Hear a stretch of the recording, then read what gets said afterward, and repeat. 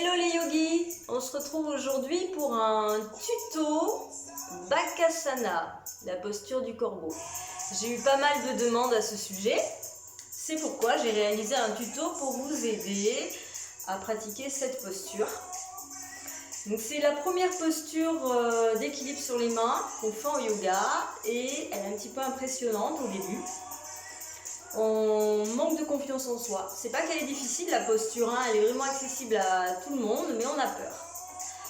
Alors on va voir comment défier la peur et aussi la gravité, puisque tout est une question d'équilibre dans cette posture. Bon, pas que, je vous l'accorde, il va falloir aussi bien échauffer les poignets, les renforcer, donc renforcer les bras et notamment les triceps. Donc, au préalable, ça va demander un échauffement. Et également, si justement vous manquez de force à ce niveau-là, il va falloir pratiquer des gainages et des pompes, entre autres. Voilà, pour bien renforcer les bras.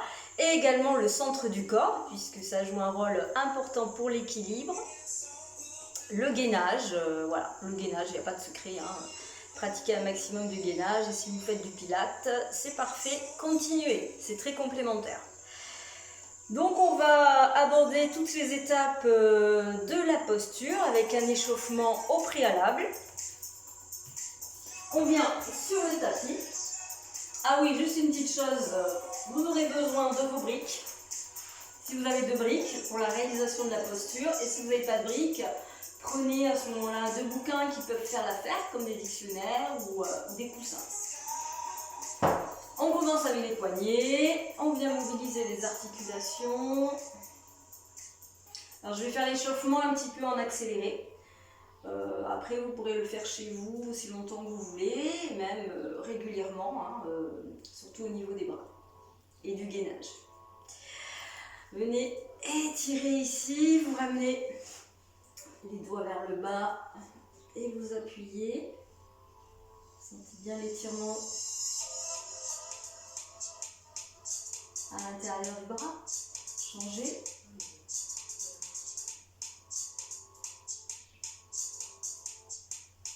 Ok, venez à quatre pattes. Et on va démarrer de la pointe des doigts et venir aplatir toute la main jusqu'à la base de la paume. Et vous allez un petit peu dans tous les sens, ou bien solliciter l'articulation. Vous devez sentir que ça tire au niveau de l'avant-bras.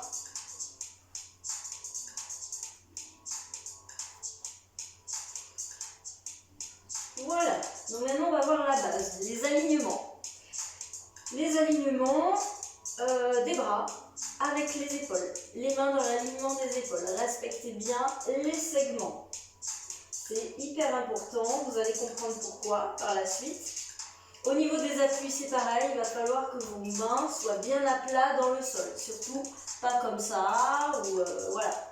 Les doigts sont bien allongés, bien écartés. Vous devez avoir les deux index parallèles. Je vais mettre peut-être comme ça que vous voyez mieux, les deux index parallèles.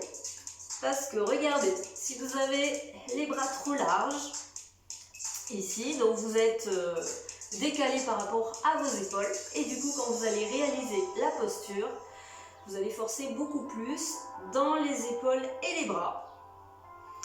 Et de la même façon, si vous avez les mains, enfin les bras trop à l'intérieur, comme ça, vous voyez, c'est pas aligné non plus. Et si par-dessus le marché, vous avez les mains trop rentrées à l'intérieur, bah vous voyez, le poignet il n'est pas aligné non plus, il n'est pas dans l'axe de l'ossature. Alors si on utilise les fondations de l'ossature, vous allez forcer beaucoup moins et vous réaliserez la posture avec beaucoup plus de facilité. Alors on va passer à la posture. Ah ben non, on va faire un petit peu de gainage avant et je vous montre, on va faire un petit exercice de pompe triceps pour bien renforcer les triceps. Donc on va passer en chien tête en bas pour commencer.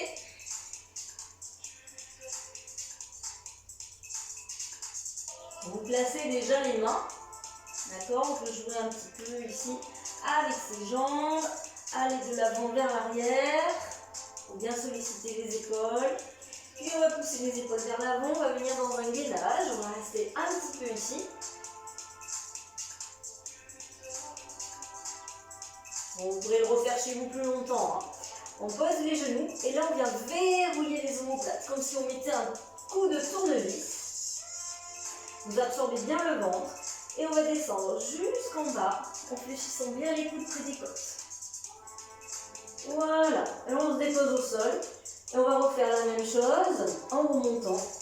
Alors descendez un petit peu les doigts, enfin les mains pour avoir les doigts au niveau de la poitrine. On verrouille les omoplates, on engage bien le fond des abdominaux et on repousse avec la force des bras sans cambrer le dos. C'est tout le bloc qui monte.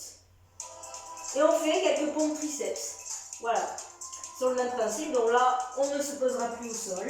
On s'arrête avant et on repousse. Tu descends à l'inspire et tu repousses. Isolez bien votre triceps. Engagez bien les abdominaux. Voilà, donc tu pourras t'entraîner comme ça, en faire quelques-uns, alors pas forcément tous les jours, mais régulièrement pour bien renforcer tes bras. On va passer à la posture. On prend ses briques, ou ses bouquins, ou ses coussins. On va les placer devant. Et on va commencer debout.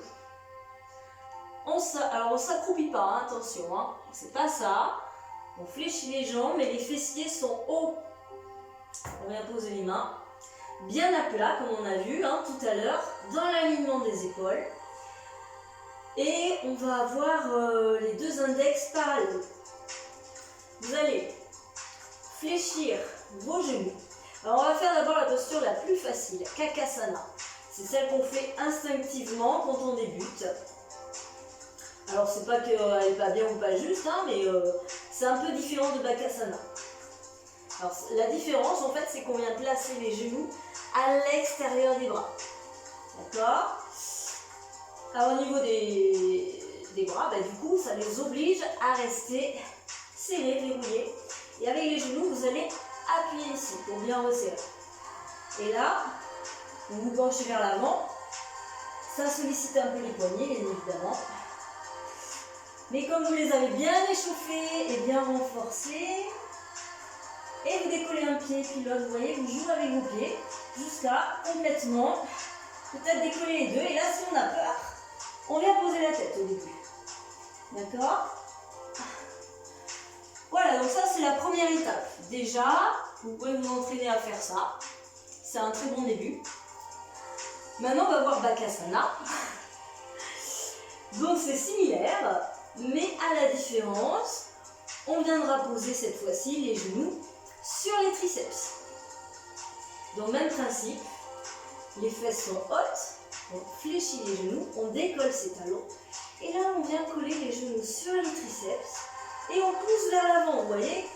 On pousse vers l'avant, alors n'ayez pas peur si vous avez vos briques ou vos coussins, du coup, vous ne risquez rien. Passez au-delà, jouez avec vos pieds à nouveau, et peut-être décollez les deux, posez la tête, et là vous êtes en sécurité, tout va bien. Voilà, donc pour Bakasana, et après on peut faire encore un petit peu plus avancé. Je vous la montre, parce que je ne connais pas votre niveau de pratique. Sait-on jamais, si vous progressez vite, vous pourrez aller un petit peu plus loin. Donc normalement, quand on en est là, on n'a plus besoin des briques.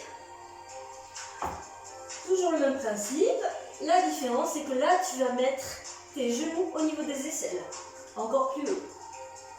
Voilà. Là, carrément sur les aisselles. Tu décolles tes pieds. Et là, tu viens tendre les bras. Tu repousses. En tendant les bras, donc tu vas chercher plus de hauteur. Désolée. Voilà, ça arrive. Bon, on a fait le tour. Donc du coup, on va arrêter là. Je vous souhaite un bon apprentissage. Vous me direz si ce tuto a pu vous aider. Si la vidéo vous a plu, vous likez. Et vous pouvez vous abonner également en cliquant sur la cloche. Voilà les amis, je vous souhaite une belle journée. À bientôt. Ciao, ciao.